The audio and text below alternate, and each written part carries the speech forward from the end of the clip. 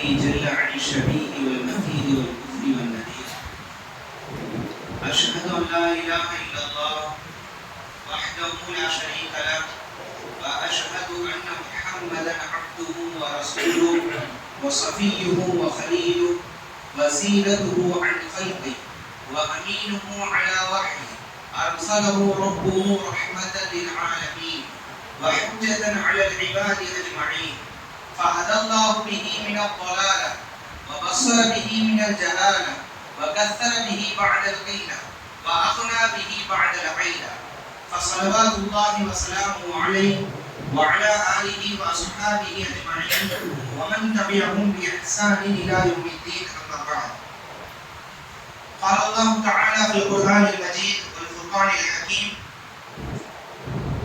يا أيها الذين آمنوا اتقوا الله حق تقاته ولا تموتن إلا وأنتم مسلمون. وقال نبينا صلى الله عليه وسلم: فإن أصدق الحديث كتاب الله وأحسن الهدي هدي محمد صلى الله عليه وسلم، وشر الأمور محدثاتها وكل محدثة بدعة وكل بدعة ضلالة وكل ضلالة في النار. رب اشرح لي صدري ويسر لي أمري واحلل عقدة من لساني يفقهوا قولي ربي زدني علما. புகழும் புகழ்ச்சியும் நம் அனைவரையும் படைத்து நம்மை எல்லாம் உணவளித்து பராமரித்துக் கொண்டிருக்கக்கூடிய ஏக ரட்சகனாகிய அல்லாஹ்வுக்கு உரித்தாகுக. அல்லாஹ்வுடைய சாந்தியும் சமாதானமும் இவ்வுலகிற்கே அடிப்படையாகவும் வழிகாட்டியாகவும் முன்மாதிரியாகவும் திகழ்ந்த உத்தம தூதர் நபிகள் நாயகம் ஸல்லல்லாஹு அலைஹி வஸல்லம் அவர்கள் மீதும், அன்னாரை அடிப்படையில்லாமல் பின்பற்றிய சத்திய சஹாபாக்கள், சஹாபி பெண்மணிகள், இன்னும் அவர்களை தொடர்ந்து வந்த அனைத்து நல்லடியார்கள் மீதும், குறிப்பாக அல்லாஹ்வுடைய அருளும் கருணையும் அல்லாஹ் தஆலா நம் மீது கடமையாக்கி இந்த ஜும்ஆ எனும் கடமையை உரித்தான நேரத்தில் நிறைவேற்றுவதற்காகவும், இங்கு சொல்லப்படக்கூடிய விஷயங்களை கேட்டு மாற்றத்தை தன்னுடைய வாழ்நாளிலே கொண்டு வருவதற்காகவும் இங்கு ஒன்று கூடியிருக்கக்கூடிய நம் அனைவரின் மீதும் அல்லாஹ்வுடைய அருளும் கருணையும் என்றென்றும் பரிபூர்ணமாக நிலவுமாக. அன்பிற்குரிய அல்லாஹ்வுடைய நல்லடியார்களே, நாம் எல்லாம் இன்றைய நாள் டிசம்பர் 6 என்பது இந்தியாவிலே இருக்கக்கூடிய அல்லது உலக அளவிலே இருக்கக்கூடிய உண்மையிலுமே மாற்றத்தை பின்பற்ற வேண்டும் என்று நினைக்கக்கூடிய எந்த ஒரு முஸ்லிமுடைய உள்ளத்திலிருந்தும் அகற்றப்பட முடியாத ஒரு மிக முக்கியமான ஒரு நாள் தான் டிசம்பர் 6 என்பது. அடுத்து இந்த டிசம்பர் 6 என்பது இந்தியாவினுடைய தொன்மையான பழமையான பள்ளிவாசல் பாபரி மஸ்ஜித் ஆனது இடிக்கப்பட்ட ஒரு நாள். எந்த ஒரு சந்தேகத்திற்கும் இடமில்லாமல் இந்த நாளை இந்தியாவுடைய வேற்றுமையிலே ஒற்றுமை என்று சொல்லப்படக்கூடிய கலாச்சாரம் சிதைக்கப்பட்ட ஒரு கருப்பு நாள் என்பதை நாம் மிக தெளிவாக பறைசாற்றலாம். ஒரு சில காலத்திற்கு முன்பாக இந்த பாபரி மஸ்ஜிதினுடைய தீர்ப்புக்கு முன்பாக வரை சில நபர்கள், நம்மிலேயே இருந்த முஸ்லிம்கள் பலரும் கூட, ஏன் நாம் போராடி கொண்டே இருக்க வேண்டும், ஒரே பள்ளிவாசல் தானே, இதோட இதை விட்டுவிடலாம், இதை நாம் அவர்களுக்கே தந்துவிடலாம் என்று வாதங்கள் முஸ்லிம்களுக்கு மத்தியிலும் எழுந்தது. ஆனாலும் தமிழகம் மட்டுமல்லாமல் இந்திய அளவிலும் சில அமைப்புகள் இதற்காக தொடர்ந்து குரல் கொடுத்தார்கள். அவர்கள் இறுதி வரை இதற்காக போராடினார்கள். ஆனால் அப்பொழுது அவர்கள் எதற்காக போராடினார்கள், அதனுடைய காரணம் என்ன என்பதை பல முஸ்லிம்களே புரிந்து கொள்ளாமல், இந்த ஒரே ஒரு பள்ளிவாயில் தானே, இதை தந்துவிட்டால் என்ன என்பதை போன்ற சில விஷயங்களை அவர்களும் வாதமாக முன்வைத்தார்கள். ஆனால் அதனுடைய விளைவை நாம் இன்றுதான் பார்க்கிறோம். அன்று பாபரி மஸ்ஜித் என்பது முஸ்லிம்களுடைய உடைமையிலிருந்து சென்றது, முஸ்லிம்களுடைய உரிமையிலிருந்து பறிக்கப்பட்டு கோயிலாக இன்று நின்று கொண்டிருக்கிறது. அதனுடைய விளைவு என்ன? சில ஆண்டுகளிலேயே மதுராவிலே இருக்கக்கூடிய நானவாவி மஸ்ஜிதும் சரி, இன்று நாம் சில வாரங்களுக்கு முன்பாக 2 வாரங்களுக்கு முன்பாக நடந்த சாம்பல் பகுதியில் இருக்கக்கூடிய சாதி பள்ளிவாசலும் சரி, முஸ்லிம்களுடைய கரங்களில் இருந்து பறிக்கப்படுவதற்கு அடுத்த இலக்குகளாக நின்று கொண்டிருக்கின்றன. இதுதான் யதார்த்தமான உண்மை. ஏன் நாம் அன்று முழுவதுமாக போராடி கொண்டிருந்தோம்? 61 ஆண்டுகளாக 1949 முதலிலிருந்து இறுதி வரை ஏன் அந்த பள்ளிவாசலுக்காக போராடி கொண்டே இருந்தோம் என்று சொன்னால் ஒரே ஒரு காரணம் தான், இந்த ஒன்றை விட்டு கொடுத்தோம் என்று சொன்னால் அனைத்தையும் எடுத்துக் கொள்வார். இதான் காரணம்.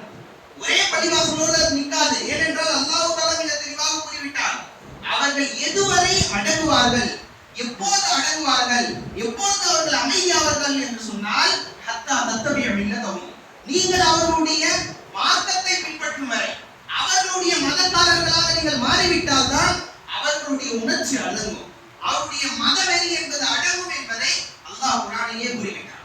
அதனால்தான் பாபரி பள்ளிவாசலுக்காக ஆரம்பத்திலிருந்து இன்று வரை போராடி கொண்டே இருப்போம். என்றும் அதற்காக போராடி கொண்டுதான் இருப்போம். ஆனால் அன்பிற்குரிய அல்லாஹ்வுடைய நல்லடியார்களே, இதுல ஒரு கைசேதமான ஒரு விஷயம் என்ன என்று சொன்னால், பாபரி மஸ்ஜிதினுடைய உண்மையான வரலாறு என்ன, அங்க நடந்த விஷயம் தான் என்ன, எவ்வாறு அந்த பள்ளிவாசலானது அவர்களுடைய மத வெறியர்களுடைய கரங்களுக்கு சென்றது, அதை அவர்கள் எவ்வாறு கையகப்படுத்தினார்கள் என்ற உண்மை முஸ்லிம்களிலே இருக்கக்கூடிய நம்மில் பல நபர்களுக்கு தெரியாது. ஏதோ நம்மளுடைய எண்ணம் என்ன, 1949 சிலையை வைத்தார்கள், அதன் பின்பாக சிறிதாக 1992 இடித்தார்கள், நாம் போராடி கொண்டிருக்கிறோம் என்பதால தான் நாம் எண்ணிக்கொண்டிருக்கிறோம். யாராவது ஒரு நபர் பாமர இந்துவாக இருக்கக்கூடியவர் அல்லது மதவெறியர்களால் மூளை செலவு செய்யப்பட்டவர்கள், பாபரி மஸ்ஜிதுடைய வரலாறு தெரியுமா, எதுக்காக நீங்க போராடுறீங்க என்பதாக கேட்டால் அவருக்கு விளக்குவதற்கு கூட நம்மில் அதனை குறித்த ஒரு கல்வி இல்லை, அறிவு இல்லாதவர்களாக நாம் இருந்து கொண்டிருக்கிறோம். ஏன் அதனுடைய வரலாற்றை தெரிந்து கொள்ள வேண்டும்? பாபரி பள்ளிவாசலுடைய வரலாறாக இருக்கட்டும் அல்லது இந்தியாவிலே நம்முடைய வரலாறுகள், முஸ்லிம்களுடைய வரலாறுகள் ஏன் தெரிந்து கொள்ள வேண்டும் என்று சொன்னால், எந்த ஒரு சமுதாயம் தன்னுடைய வரலாற்றை மறந்து விடுகிறதோ அந்த சமுதாயம் அடிமையாக்கப்படும், அழித்தொழிக்கப்படும். எந்த ஒரு சமுதாயம் தன்னுடைய வரலாறு தெரியாமல் வாழ்ந்து கொண்டிருக்கிறதோ அதனால் சாதனைகளை படிக்க முடியாது, வரலாற்றை படிக்க முடியாது. யாருக்கு தன்னுடைய வரலாறு தெரியுதோ அவன் தான் வரலாற்றை படைப்பான். எவனுக்கு தன்னுடைய வரலாறு தெரிகிறதோ அவன் தான் உரிமைக்காக போராடுவான். நாங்கள் இந்த நாட்டிற்காக உயிரையும் கொடுத்தோம், முதிரையும் தன்னையும் உதித்தோம், எங்களுடைய எல்லா விஷயங்களையும் இந்த நாட்டுக்காக நாங்கள் அர்ப்பணித்திருக்கிறோம், எங்களை எவ்வாறு நீ 2ஆம் குடிமகன் என்று கூறுவாய் என்று எப்போ ஒரு முஸ்லிம் கேட்பானா அவனுக்கு அவனுடைய வரலாறு தெரிஞ்சாதான். ஆகவேதான் ஒவ்வொரு விஷயத்தினுடைய வரலாறு என்பது மிக முக்கியமானது. உண்மையான வரலாற்றை நாம் தெரிந்து கொள்ள வேண்டும். அதே போன்றுதான் பாபரி மஸ்ஜிதினுடைய ஒரு வரலாற்றை சுருக்கமாக நாம் இன்றைய ஜும்மாவுடைய உரையிலே அறிந்து கொள்வோம். காரணம் என்ன, ஏன் ஜும்மாவுடைய உரையிலே இதை பேசணும், மற்ற டாபிக்கள் மற்ற தலைப்புகள் பேச வேண்டாமா கேட்டா இன்றைய நாளில் இதுதான் முக்கியமானது. நாம் பேசுவது என்பது வெவ்வேறு விஷயங்களை குறித்தல்ல, உலகத்தை குறித்தல்ல, உலகத்தினுடைய ஆதாயத்தை குறித்தல்ல, அல்லாஹ்வுக்காக எழுப்பப்பட்ட ஒரு பள்ளியை குறித்து, அல்லாஹ்விற்காக சில 100 ஆண்டுகளாக சில நூற்றாண்டுகளாக தொழுகை நடத்தப்பட்ட ஒரு பள்ளிவாசலை குறித்து, நம்முடைய சொத்தை குறித்து தான் நாம் பேச போகின்றோம். அன்பிற்குரிய அல்லாஹ்வுடைய நல்லடியார்களே, முதலாவதாக இந்த பாபரி மஸ்ஜிதினுடைய பிரச்சனை, இதை குறித்த முதல் சந்தேகம் எப்போ எழுப்பப்படுது என்று சொன்னால் 1855ஆம் ஆண்டு, கிட்டத்தட்ட 150 ஆண்டுகளுக்கு முன்பாக 1855ஆம் ஆண்டு யூபியிலே இருக்கக்கூடிய அயோத்தியிலே ஒரு அனுமான் காரகி என்று சொல்லப்படக்கூடிய ஒரு மடம் இருக்கிறது. அந்த மடம் எவ்வாறு உருவானது என்று சொன்னால், அங்கு ஒரு பள்ளிவாசல் இருந்தது, அதை இடித்து அந்த மடத்தை கட்டினார்கள். இதற்கு எதிராக முஸ்லிம்கள் என்ன பண்ணாங்கன்னா 1855 ஒரு வழக்கை தொடர்கிறார்கள். இந்த அனுமான் கால்கி என்ற இந்த இடத்திலே தான் மடம் இருந்தது, அதை இடித்து விட்டு தான் பள்ளிவாசலை கட்டி இருக்கிறார்கள். ஆகவே நாங்கள் என்ன பண்ண போறோம், மீண்டும் எங்களுக்கு பள்ளிவாசல் கட்டப்பட வேண்டும் என்று முஸ்லிம்கள் வழக்கு தொடர்றாங்க. இதை பார்த்த மதவெறி கொண்ட இந்துக்கள் அவர்களிடத்திலே அதை எதிர்கொள்வதற்கு ஆதாரம் எதுவுமே இல்லை. இல்ல, அனுமான் கால்கி என்பது நாங்கள் கட்டியதுதான், இங்கு பள்ளிவாசல் இடிக்கப்படவில்லை என்று கூறுவதற்கு எந்த விதமான ஆதாரம் அவர்களிடத்திலே இல்லை. ஆதாரம் இல்லாததின் காரணமாக ஒரு எதிர்வாதத்தை முன்வைத்தார்கள். இங்க நீ பள்ளிவாசல் இருந்ததுன்னு சொல்றியா, அப்பனா பாபர் மஸ்ஜிதுக்கு எதிராக என்ன தெரியுமா இருந்துச்சு? பாபர் மஸ்ஜிதுக்கு எதிராக அங்கு இருந்தது ராமர் சாம்புத்ரா, அதாவது ராமர் கோயில் என்பது ஒன்று இருந்தது என்பதாக சொன்னாங்க. இதுதான் 1855 முஸ்லிம்கள் போட்டாங்க ஒரு வழக்கு. அதற்கு ஆதாரம் இல்லாததன் காரணமாக, ஒரு விதந்தாவாதத்தின் காரணமாக, ஒரு பொய்யான ஒரு செய்தியை மதவெறி கும்பலானது கக்கியது. அதுதான் பள்ளிவாசலுக்கு எதிரில, பள்ளிவாசல்ல இல்ல, பள்ளிவாசலுக்கு எதிரில ராமர் கோயில் இருந்தது என்பதாக கூறி காட்டினார்கள். அவங்க கூட என்ன வார்த்தையை பயன்படுத்தவில்லை. ஆரம்ப காலகட்டத்திலே ராம ஜென்ம பூமி என்பதாக கூறவில்லை, பள்ளிவாசல் ராமர் பிறந்த இடம் என்பதாக கூறவில்லை. பள்ளிவாசலுக்கு எதிராக ராமர் கோயில் இருந்தது என்பதாக தான் அவர்கள் பயன்படுத்தினார்கள். இது 1855 நடந்தது. சரி, எப்பதான் இந்த பள்ளிவாசல் கட்டப்பட்டது? பாபரி பள்ளிவாசல் கட்டப்பட்டது 1528. 1528 மீர்பக்கி என்று சொல்லப்படக்கூடிய பாபருடைய தளபதியால் கட்டப்பட்ட ஒரு பள்ளிவாசல். பின்பாக ஜஹாங்கீருடைய ஆட்சி காலகட்டத்திலே இந்த பள்ளிவாசலுக்கு பாபரி மஸ்ஜித் என்பதாக பெயர் சூட்டப்படுகிறது. இதை நாம் சற்று உற்று நோக்கினோம் என்று சொன்னால், ஏன் இந்த இடத்துல ராமர் பிறக்கவே இல்லை, ராமர் கோயிலும் இல்லவே இல்லை என்பதற்கான மிக தெளிவான ஒரு ஆதாரம் என்னவென்று சொன்னால், அந்த காலகட்டத்திலே 1528 அந்த நூற்றாண்டிலே வாழ்ந்த ஒரு மிக முக்கியமான இந்து அறிஞர் தான் துளசிதாசர். இவர் எந்த புத்தகத்தை எழுதியிருக்கிறார் சொன்னா, இந்தியிலே ராமாயணத்தை எழுதியவர் இவர்தான். வால்மீகி ராமாயணம் என்பது சமஸ்கிருதத்திலே எழுதப்பட்டது, அது வால்மீகியால் எழுதப்பட்டது. இந்தியிலே ராமாயணத்தை எழுதியவர் துளசிதாசர். இவர் ஒரு ராமாயணத்தையே எழுதியவர். எங்கும் இவருடைய அந்த ராமாயண புத்தகத்திலே, ராம சரித்திர மனாஸ் என்று சொல்லப்படக்கூடிய புத்தகம், அந்த புத்தகத்திலே எங்கேயுமே இவர் பதிவிடவில்லை முஸ்லிம்கள் இந்த இடத்திலே இருந்த ராம ஜென்மபூமியை அகற்றிவிட்டு பள்ளிவாசலை கட்டிவிட்டார்கள் என்று யாரே பதிவிடவில்லை. அந்த காலத்திலே வாழ்ந்த, இந்துவாக இருந்த, அந்த ராமரின் மீது மிகப்பெரிய ஒரு பக்தி கொண்டவராக இருந்த துளசிதாசரை பதிவிடவில்லை. 1575 தான் அவர் இந்த புத்தகத்தை எழுதுகிறார். 1528 பள்ளிவாசல் கட்டப்பட்டது. கட்டப்பட்டு 50 ஆண்டுகளுக்கு பின்பாக தான் துளசிதாசர் என்ன பண்றாருன்னு சொன்னா இந்த புத்தகத்தை எழுதுகிறார். இதே ஒரு கால் பாபரை இடித்து கட்டியிருந்தார், மீர்பக்கி என்ற அவருடைய தலைவர் அதை இடித்து கட்டியிருந்தால் அவர் என்ன பண்ணிருப்பார்? கண்டிப்பாக இதை பதிவு செய்திருப்பார். அவரே அதை பதிவு செய்யவே இல்லை. இதுதான் பாபரி மஸ்ஜித் உருவாக்கப்பட்டது. இவ்வாறுதான் பாபரி பள்ளியானது கட்டப்பட்டது. சரி, 1855 தான் முதல் வழக்கு இதற்காக கொண்டு வரப்பட்டுச்சு. ஒரு எதிர்வாதமா தான் என்ன பண்ணாங்க, பாபர் பள்ளிக்கு எதிர்க்க ராம கோயில் இருக்கு என்பதாக சொன்னாங்க. அடுத்து என்னாச்சுன்னு சொன்னா 1857 ராம ஜென்மஸ்தன் என்று சொல்லப்படக்கூடிய ஒரு சாமியார், இவர் தான் என்ன பண்றாரு, முதல்ல வழக்கு கொண்டாடுறாரு. நாங்களும் என்ன பண்ணுவோம், பாபர் பள்ளிவாசலுக்கு எதிரில் இருக்கக்கூடிய அந்த மணல் தட்டுல ராம சாபுத்ரால போயிட்டு நாங்களும் பூஜைகளை மேற்கொள்வோம் சொன்னாங்க. அதுக்கேற்ற மாதிரி அவர்களுக்கும் அந்த அமைத்து தரப்படுகிறது. பூஜைகள் மேற்கொள்கிறார்கள் 1857.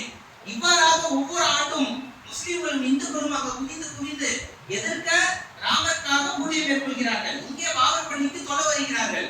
இவ்வாறாகவே செல்ல 1885 ஒரு கலவரம் வெடிக்கிறது, மிகப்பெரிய கலவரம். அந்த கலவரத்திலே 200க்கும் மேற்பட்ட முஸ்லிம்கள் கொல்லப்படுகிறார்கள், ஷஹீதாக்கப்படுகிறார்கள். இந்த நேரத்தில் தான் ஆங்கில அரசு என்ன பண்ணுச்சு தெரியுமா, இதை தடுக்க வேண்டும். இவர்கள் இருவரும் குமிந்து ஒன்று சேர்ந்து ஒருவர் பள்ளிக்கு செல்வதும் ஒருவர் பூஜை செய்வதனால் கலவரம் ஏற்படுகிறது. 2 பேருக்கும் மத்தியில ஒரு தடுப்பு சுவரை கட்ட வேண்டும் என்பதற்காக ஆங்கிலேயர்கள் என்ன பண்ணாங்கன்னா, பாபர் பள்ளிவாசலுக்கு எதிர்க்க இருக்கக்கூடிய பூஜை நடக்கக்கூடிய அந்த மணல் திட்டுக்கும் பாபர் பள்ளிவாசலுக்கும் இடையிலே ஒரு தடுப்பு சுவரை கொண்டு வந்தாங்க. இதான் முதல் விஷயம். அப்ப கூட அந்த ஆங்கிலேயர்கள் என்ன பண்ணாங்க, அந்த கலவரத்திலே பள்ளியானது சேதப்படுத்தப்பட்டது. உடனே அதை சரி செய்து தந்தார்கள். ஆனா 1992 பள்ளியானது இடிக்கப்பட்டவுடன் நரசிம்மராவ் ஒரே ஒரு அறிக்கை வெளியிட்டார். நான் கண்டிப்பாக என்ன பண்ணுவேன், பாபரி பள்ளிவாசலை சேதப்படுத்தியதை மீட்டு தருவேன், அதை சரி செய்து தருவேன், கட்டி தருவேன் என்பதாக கூறினார்கள். அதை கேட்டு நாமும் முஸ்லிம்களும் அமைதியானாங்க. ஆனா ஆனா அதை அவங்க செய்யல. இவங்களோட ஆங்கிலேயனே மேலானவர். 1885 ஆங்கிலேயே வாக்கு கொடுத்தார், சேதமாகி இருக்கு, நான் கட்டித்தரேன் என்பதாக அவன் கூறினார். அதற்கு ஏற்றால் போல் கட்டியும் தந்தான். அடுத்து தொடர்கிறது. அவ்வாறாகவே சர்ச்சையாகவே போகுது. அந்த பாபரி பள்ளிவாசல்களுக்கும் முஸ்லிம்களுக்கும் மத்தியிலே 1934 முதலாக மிகப்பெரிய கலவரத்தை, வகுப்புவாதத்தை தூண்டி மிகப்பெரிய கலவரம் நடந்த ஆயிரக்கணக்கான மக்கள் அந்த கலவரத்திலே கொல்லப்படுகிறார்கள். முஸ்லிம்களும் சரி இந்துக்களும் சரி பாதிக்கப்படுகிறார்கள்.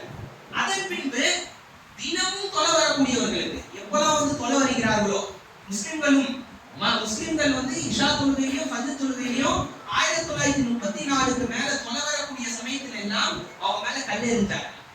கல்லெறித்துக் கொண்டே இருந்தார்கள். காலையிலும் சரி இஷாவுடைய நேரத்திலும் சரி இவ்வாறாகவே வருடங்கள் நடந்து கொண்டே இருக்கின்றன. இறுதியாக 1949 வந்தது. 49 இந்தியாவானது சுதந்திரம் பெற்றுவிட்டது. சுதந்திரம் பெற்றுவிட்ட பின்பாக சரியாக டிசம்பர் 22, 23 அந்த சிலைகளை கொண்டு வந்து மஸ்ஜிதுடைய மிம்பரிலே வைத்தார்கள். அதற்கு முன்பாக சரியாக ஒரு மாதத்திற்கு முன்பாக ஒரு எஸ்பி, மாவட்ட கண்காணிப்பாளர், காவல் கண்காணிப்பாளர், அவர் பேர் கிருபால் சிங். இவர் என்ன பண்றாருன்னா ஃபைசாபாத்துடைய அந்த மாவட்டத்தினுடைய நீதிபதிக்கு ஒரு கடிதம் எழுதுகிறார். என்ன கடிதம் எழுதுகிறார் என்று சொன்னால், நன்றாக உணர்ந்து கொள்ளுங்கள், இன்னும் ஒரே மாதத்திலே பள்ளிவாசலுக்குள்ளே சிலைகள் வைக்கப்படுவதாக எனக்கு தகவல் வந்திருக்கு. உடனடியாக இதற்கு ஏதாவது நடவடிக்கை எடுங்கள். நடவடிக்கை எடுக்கவில்லை என்று சொன்னால் மிகப்பெரிய ஒரு எதிர்வினையை இந்தியா சந்திக்க வேண்டியது வரும் என்பதாக கிருபால் சிங் அன்றே சொல்லியிருந்தார். அவர் உளவு மேற்கொண்டு உளவுத்துறையை வைத்து பல விஷயங்களை சேகரித்து நீதித்துறைக்கு கையிட்டார். ஆனா அன்னைக்கு யாரு நீதித்துறையா இருந்தாங்கன்னா கே நையார் என்பவர். இவர் என்ன பண்ணாரு, இந்த கடிதங்களை அனைத்துமே அலட்சியப்படுத்தினார். அதெல்லாம் பெற்றுக்கொள்ளவே இல்லை. இறுதியாக 1949 டிசம்பர் 22, டிசம்பர் 23 காலையில பள்ளிவாசலுக்கு போறாங்க. 23 காலையில ஃபஜ்ருடைய தொழுகைக்கு செல்வதற்காக முஸ்லிம்கள் போறாங்க. கல்லெறிந்து கொண்டே இருக்கிறார்கள். முஸ்லிம்கள் நினைச்சாங்க, இது என்ன கல்லெறிகிறது சாதாரணமா இருக்கு, எப்பவுமே ரொம்ப மோசமா கல்லெறிவாங்களே, இன்னைக்கு ரொம்ப கம்மியா இருக்குன்னு சொல்லிட்டு முஸ்லிம்கள் உள்ள போனா உள்ளே சென்றவுடன் அங்கு சிலைகள் வைக்கப்பட்டிருக்கு. உடனே அங்கிருந்த அப்ப இருந்த அப்பாவி முஸ்லிம்களுக்கு அதை அகற்ற தெரியல, அதை அவர்கள் சிந்திக்கவில்லை. அவர்களுடைய எண்ணம் என்ன தெரியுமா, இப்பதான் சுதந்திரம் வாங்கி 2 வருஷம் தான் ஆயிருக்கு. நாம் இந்த இந்தியாவுக்காக பல பாடுபட்டு இருக்கிறோம், நம்முடைய சொத்துக்களை தந்திருக்கிறோம், எத்தனையோ உண்மையாக உழைத்திருக்கிறோம், நம்முடைய உதிரத்தை உதிர்த்திருக்கிறோம், இந்த நாட்டிற்காக உயிரையே நாம் கொடுத்திருக்கிறோம். நம்மையா இந்த நீதிமன்றங்கள் ஏமாத்த போது, ஜவஹர்லால் நேரு என்னையா ஏமாத்த போறாரு என்ற ஒரு நம்பிக்கையிலே அந்த சிலைகளை அகற்றாமல் முஸ்லிம்கள் நீதிமன்றத்தினுடைய வாயில்களையும் போலீஸ் ஸ்டேஷனுடைய கதவுகளையும் தட்டினார்கள். ஆனா எந்த ஒரு பயனும் இல்லை. கே நையார் என்ன பண்ணாருன்னா, இதுதான் சந்தர்ப்பம் என்பதை பயன்படுத்தி கொண்டு பள்ளிவாசலுக்கு கூட்டு போட்டார். உள்ள யாரையுமே அனுமதிக்கவே இல்லை. உடனடியாக அங்கு இருந்த முஸ்லிம்கள் அனைவரையும் அப்புறப்படுத்தி விட்டார். தொழுகையே நடக்கக்கூடாது என்று உத்தரவிட்டு விட்டு பள்ளிவாசலுடைய ஒரு கதவை திறந்து விட்டு பூஜைக்கு மட்டும் உள்ள விட்டார். 1949 கே நையார் என்பவர். இந்த செய்தியானது ஜவஹர்லால் நேருக்கு போது உடனே நேரு என்ன சொன்னாரு, அன்னைக்கு இருந்த பகத் சிங் என்று சொல்லப்படக்கூடிய யூபியினுடைய முதலமைச்சர், அவருக்கு கடிதம் எழுதுகிறார். இது என்ன அக்கிரமம் நடக்குது, ஏன் நாட்டில் இது மாதிரியான விஷயங்கள் நடக்கிறது, சிலைகள் வைத்தது அங்கு குற்றம், ஏன் அகற்றப்படவில்லை என்று ஒரு கடிதத்தை எழுதுகிறார். உடனே பகத் சிங் என்ன பண்றாருன்னா ஆணை பிறப்பிக்கிறார். அந்த ஃபைசாபாத்துடைய கே நையார் என்று சொல்லப்படக்கூடிய நீதிபதிக்கு ஒரு ஆணை பிறப்பிக்கிறார். உடனடியாக நீங்க என்ன பண்ணணும், இந்த இடத்துல இருந்து அகற்றணும் சிலைய. அதுக்கு அவர் ஒரே பதில் சொன்னாரு, என்னை வேண்டுமானாலும் நீக்குங்கள், நான் வேண்டுமானாலும் இந்த பதவியிலிருந்து சென்று விடுகிறேன், என் கையாலோ என்னுடைய உத்தரவாலோ இந்த சிலைகள் அகற்றப்படாதுன்னு சொல்றாரு. அதுக்கப்புறமா நேருவும் அதுக்கு என்ன பண்ணல, ஒரு நடவடிக்கை எடுக்கவில்லை. அங்கிருந்த யூபியினுடைய முதலமைச்சர் பகத் சிங்கும் எந்த விதமான நடவடிக்கை எடுக்கவில்லை. அன்னைக்கே நடவடிக்கை எடுத்திருந்தால் இவ்வளவு பெரிய பிரச்சனைகள் வந்தே இருக்காங்க. ஆனா பிற்காலத்துல என்ன தெரியுமா, இந்த கே நையார் என்று சொல்லப்படக்கூடிய நீதிபதிக்கு அதான் தெரியுமே, யாரெல்லாம் முஸ்லிம்களுக்கு எதிராக செயல்படுகிறார்களோ, முஸ்லிம்களுக்கு எதிராக கலவரம் செய்கிறார்களோ, முஸ்லிம்களுடைய கோயில்களுக்கு எதிராக, வழிபாட்டு தலங்களுக்கு எதிராக யாரெல்லாம் முன்னெடுக்கிறார்களோ அவங்களுக்கு என்ன பண்ணுவாங்க, இந்திய அரசு என்பது உயர்ந்த விருதுவை தரும்.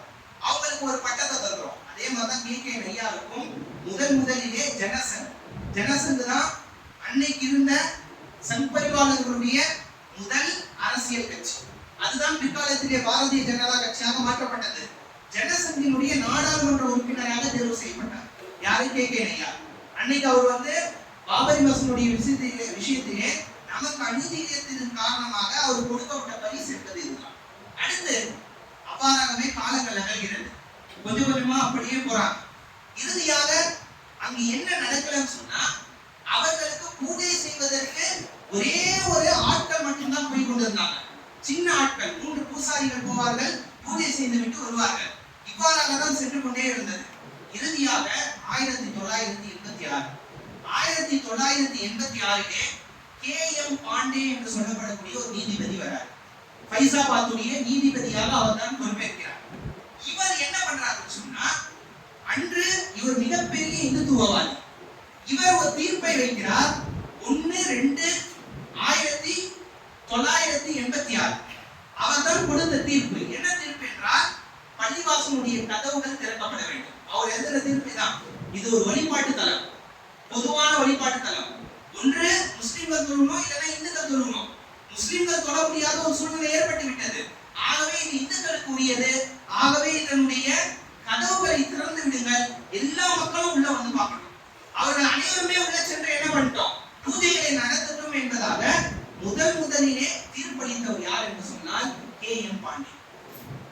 இதற்கு முன்னால் இருந்த பல்வேறுபட்ட நீதிபதிகள் என்ன பண்ணாங்க, அவர்கள் கொண்டு வந்த எல்லா மனுவையும் ரத்து செய்தார்கள், தள்ளுபடி செய்தார்கள். எங்களால் பூஜைக்காக என்ன பண்ண முடியாது, திறந்து விடவே முடியாது, பொதுமக்கள் உள்ளே நுழைவதற்கு அனுமதி கொடுக்க முடியாது என்பதாக எல்லா நீதிபதிகளும் தடுத்து நின்றார்கள். ஆனா இந்த KM பாண்டே எப்படிப்பட்ட ஒரு அயோக்கிய தனத்தை பண்ணார் சொன்னா, பொதுவாகவே எப்போ ஒரு மனுதாரருடைய மனுவானது ஏற்கப்படும் என்று சொன்னால், அந்த வழக்கிலே இந்த மனுதாரர் சம்பந்தப்பட்டாதான் ஏற்கப்படும். ஒரு கலவரம் நடக்கிறது, நான் போய் வழக்கு கொடுக்கணும்னா அந்த கலவரத்தை நான் சம்பந்தப்பட்டவனாக இருக்கணும், அப்பதான் என்னுடைய மனுவை ஏற்பார்கள். ஆனால் KM பாண்டே எப்படிப்பட்ட ஒரு மனுவை ஏற்றார் என்று சொன்னால், இந்த பாபரி மஸ்ஜிதோடு சம்பந்தமே படாத அந்நியருடைய மனுவை ஏற்றார். இது நீதிமன்றத்திலே இவ்வாறு வழக்குகளை எடுக்கவே கூடாது. இது ஒரு மரபல்ல, இது ஒரு முறை அல்ல. ஆனால் எந்த அளவுக்கு ஒரு சதி செயல், அக்கிரம செயல், நீதிக்கு எதிரான ஒரு செயல் என்றால், அந்நிய மனுதாரருடைய மனுவை ஏற்று KM பாண்டே என்ன பண்ணார்னா, அன்றைய நாளிலே மிகப்பெரிய ஒரு மோசமான தீர்ப்பளித்தார். 4:40க்கு தீர்ப்பளிக்கிறாங்க. 1986க்கு 4:40க்கு தீர்ப்பளிக்கிறாங்க. அதாவது பள்ளிவாசலுடைய கதவுகள் திறக்கப்பட்டு பொதுமக்கள், பொது இந்துக்கள் எல்லாமே தரிசிக்கலாம் சொல்லிட்டு 5 மணிக்கு கதவு திறந்து விட்டுறாங்க. என்னைக்காவது இந்தியாவில் நடக்கும் அந்த மாதிரி? 4:40க்கு தீர்ப்பளிச்சு, மாலை 4:40க்கு தீர்ப்பளிச்சு, என்னைக்காவது நம்மளுக்காக இந்த வீடு உண்மைக்குதாமா சொந்தம் அப்படின்னு சொல்லிட்டு நீதிபதி தீர்ப்பளிச்சிட்டாரு. ப்ராசஸ் போய் ஒரு மாசத்துக்கு அப்புறமா தான் அந்த வீடே நம்ம கையில வரும். ஆனால் இந்த தீர்ப்பில் மட்டும்தான் 4:40 மணிக்கு தீர்ப்பளிக்கப்பட்ட 5 மணிக்கு பள்ளிவாசலுடைய கதவுகள் பொது இந்துக்களுக்காக, அவர்கள் தரிசிப்பதற்காக, அவர்கள் வழிபாடு நடத்துவதற்காக திறந்து விடப்படுகிறது. உடனே இதுக்கு எதிராக பல்வேறுபட்ட மனுக்கள் வந்தது. ஆனால் எதையுமே அவர்கள் ஒரு பொருட்டாக எடுத்துக்கொள்ளவே இல்லை. இப்பதான் 1989 முதலாக பாரதிய ஜனதா கட்சி துவக்கப்பட்டு அவர்கள் தேர்தலை சந்திக்கிறார்கள். சந்தித்த பின்பாக அன்று அந்த தேர்தலில் மட்டுமே அவர்கள் பெற்ற வாக்கு என்பது VP சிங்கோடு அவர்கள் சேர்ந்ததன் காரணமாக அவர்கள் பெற்ற வாக்கு என்பது 80 சீட்டுகளை பெற்றார்கள். VP சிங்கோடு இணைந்து கூட்டணி ஆட்சியை மத்தியிலே அவர்கள் நிறுவினார்கள். அடுத்து முதல்ல எடுத்தோடவே மண்டல் கமிஷன் அமைக்கப்படுது. மண்டல் கமிஷன் என்ன, OBC-யை சார்ந்த இதர பிற்படுத்தப்பட்ட மக்களுக்கும் இடஒதுக்கீடு சமமாக இருக்க வேண்டும். அதான் மண்டல் கமிஷன் அமைக்கப்பட்டது. உடனே VP சிங் என்ன பண்றாருன்னா, மண்டல் கமிஷன் அமைக்கப்பட்ட அந்த அறிக்கையை நான் இந்தியாவிலே கண்டிப்பாக நிலைநாட்டுவேன். அந்த கமிஷன் என்ன சொல்லுச்சோ அதை நான் சட்டமாக இயற்றி OBC மக்களுக்கு, பிற்படுத்தப்பட்ட மக்களுக்கு சமமாக நீதியை, இடஒதுக்கீடு அவருக்கு தருவேன்னு சொல்றாங்க. உடனே அத்வானி என்ன பண்ணாருன்னா, ஒரே ஒரு விஷயம் தான் சொன்னார். நீங்க OBC-க்கு மண்டல் கமிஷனை எடுத்துக்கொண்டு அந்த அயோக்கியம் கூறிய வார்த்தை, OBC-க்கு நீங்க இடஒதுக்கீடு தந்தால் நான் ஊர் ஃபுல்லா என்ன பண்ணுவேன், ரத யாத்திரை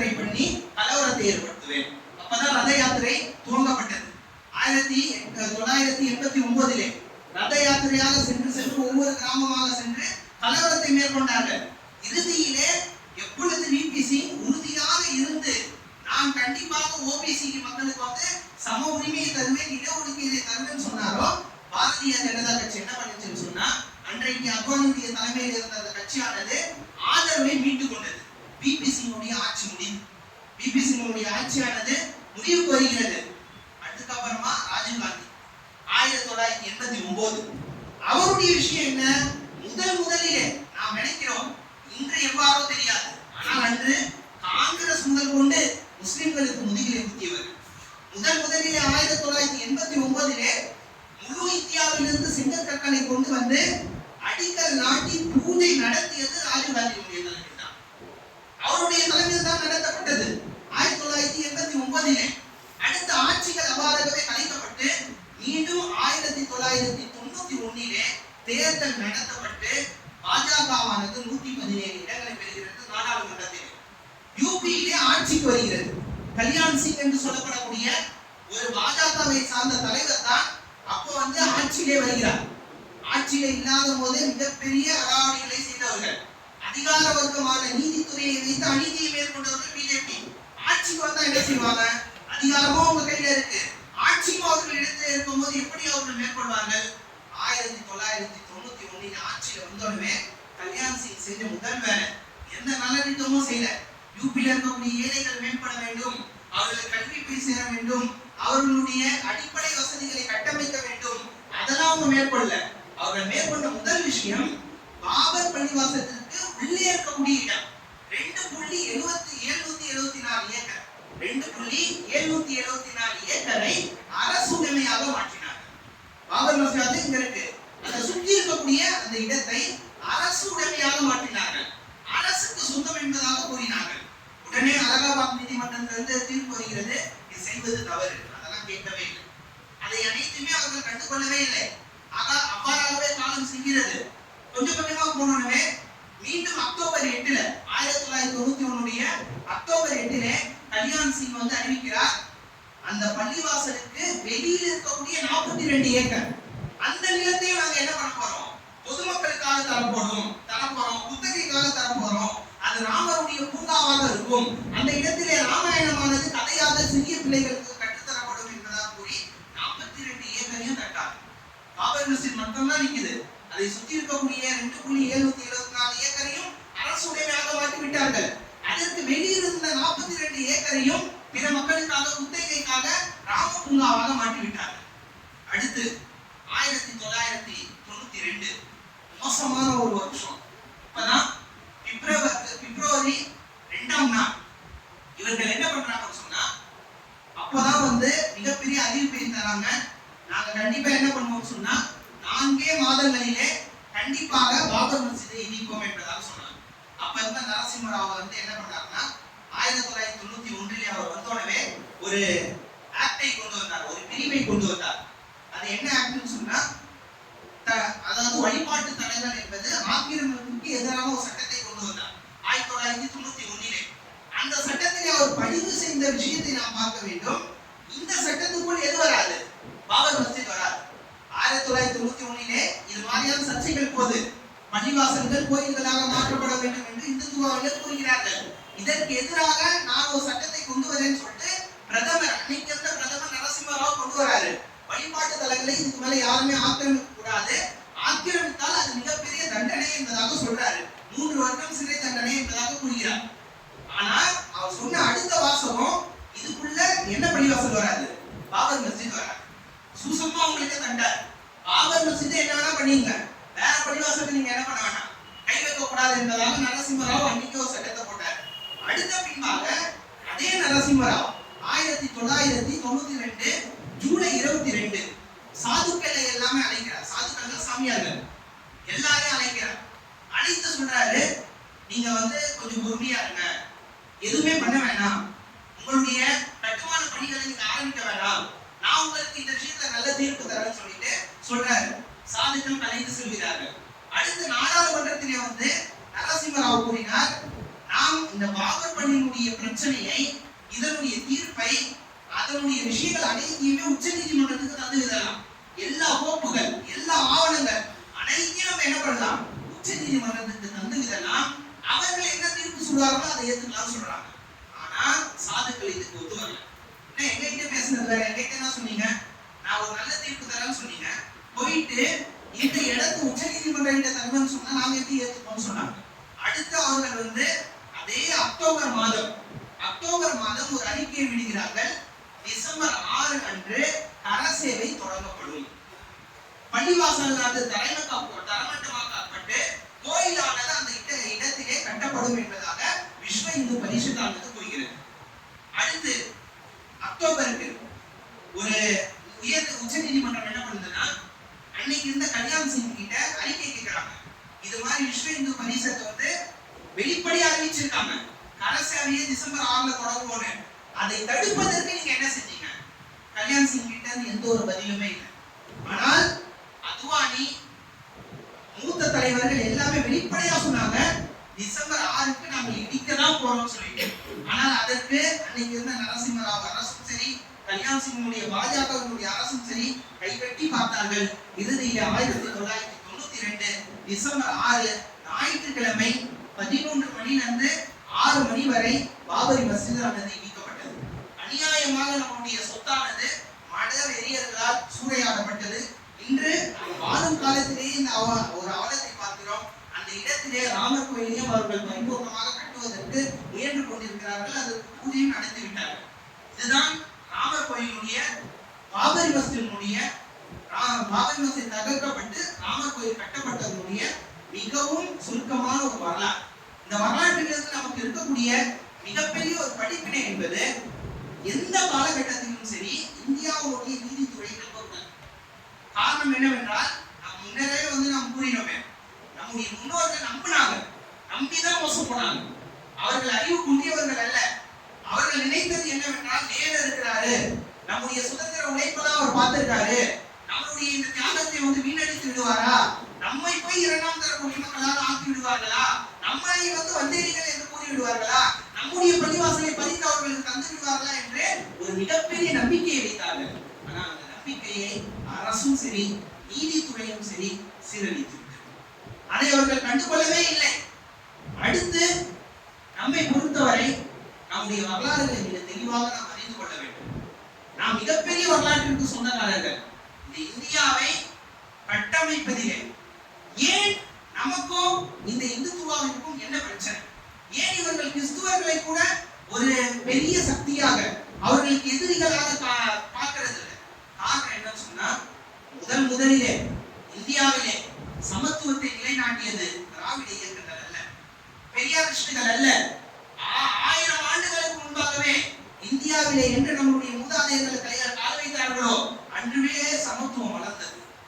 அன்னைக்கே என்ன பண்ணாங்கன்னு சொன்னா, பிறப்பால் அனைவருமே சமம் என்பதை முஸ்லிம்கள் உணர்த்தினாங்க. அவர்கள் வைத்திருந்த அந்த கட்டுப்பாடு என்பது வர்ணாசிர கட்டுப்பாடு என்பது அன்றே தகர்க்கப்பட்டது. பல நபர்கள் இஸ்லாத்திற்குள் சாலையாக பிராமணர்களுக்கு சமமாக முஸ்லிம்களாக மாறி பதவியில் இருந்தார்கள். அது அவங்களுக்கு பொறுக்கல. முஸ்லிம் இருக்கும் வரை சமத்துவமாக தான் இந்தியா இருக்கும். சமத்துவம் என்பது அழிக்கப்படாது. ஒரு முஸ்லிம் இல்லாமல் சென்று விட்டால் சமத்துவத்தை நாம் அழித்து விடலாம். முதலிலே உடன்கட்டை ஏறுவதற்கு எதிராக யார் தர்மா குரல் கொடுத்தா? இன்னைக்கெல்லாம் வரலாறே பேசுவதல்ல, யாருமே அதை குறித்து சிந்திப்பதும் அல்ல. எங்கு எடுத்தாலும் சரி, போன நூற்றாண்டிலே திராவிட இயக்கங்கள் தான் குரல் கொடுத்தது என்றுதான் கூறுகிறார்கள். ஆனால் முதலாக ஒரு ஆண் இறந்த பின்பாக அவங்க என்ன பண்ணக்கூடாது, அந்த பெண்ணை நெருப்பிலே போட்டு அவங்களை எரிக்க கூடாது, உடற்கட்டை ஏற்றுவதை தடுத்தவர் யாருன்னா குஜராத்திலே அன்றைக்கு ஆளுநராக ஆட்சி செய்த அவுரங்கசீப் தான். அவர் ஆட்சியாளராக ஆளுநராக நியமிக்கப்படுகிறார் ஷாஜகானின் புறத்திலிருந்து.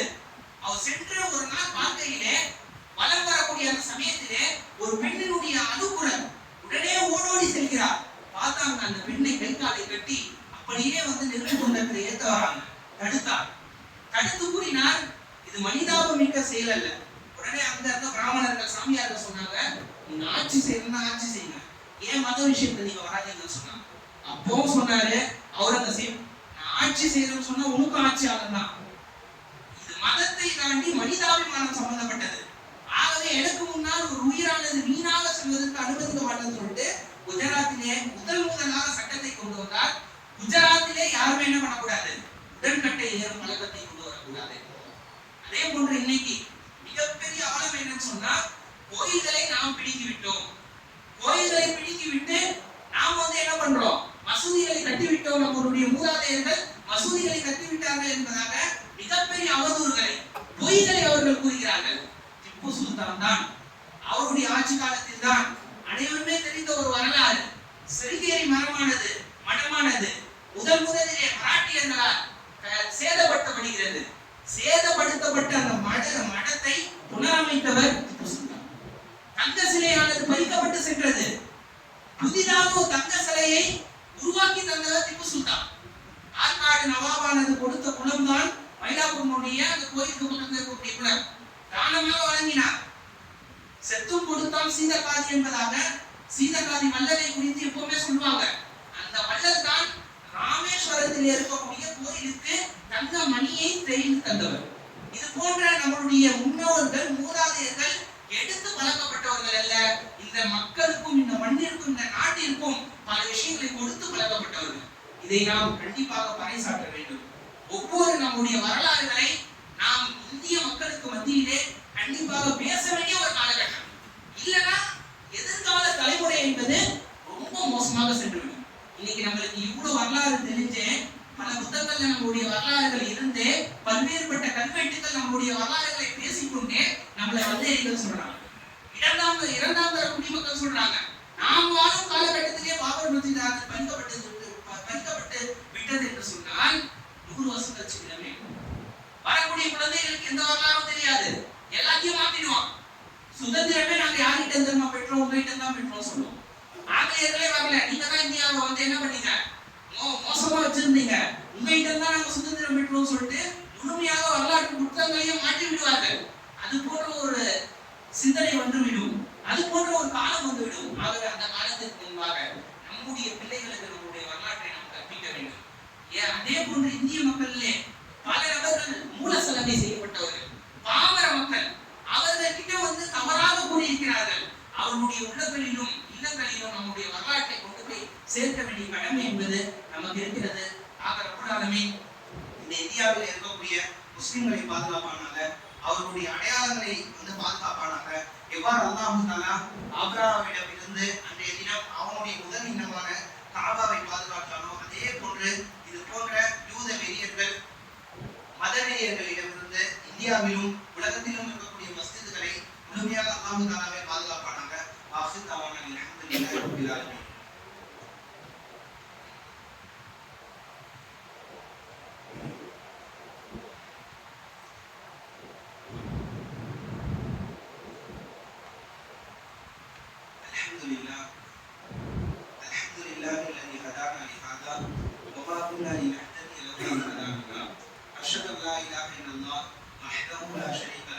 وأشهد أن محمدا عبده ورسوله. قال الله تعالى في القرآن المجيد والفرقان الحكيم: إن الله وملائكته يصلون على النبي يا أيها الذين آمنوا صلوا عليه وسلموا تسليما. اللهم صل على محمد وعلى آل محمد كما صليت على إبراهيم وعلى آل إبراهيم إنك حميد مجيد. اللهم بارك على محمد وعلى آل محمد كما باركت على إبراهيم وعلى آل إبراهيم إنك حميد مجيد.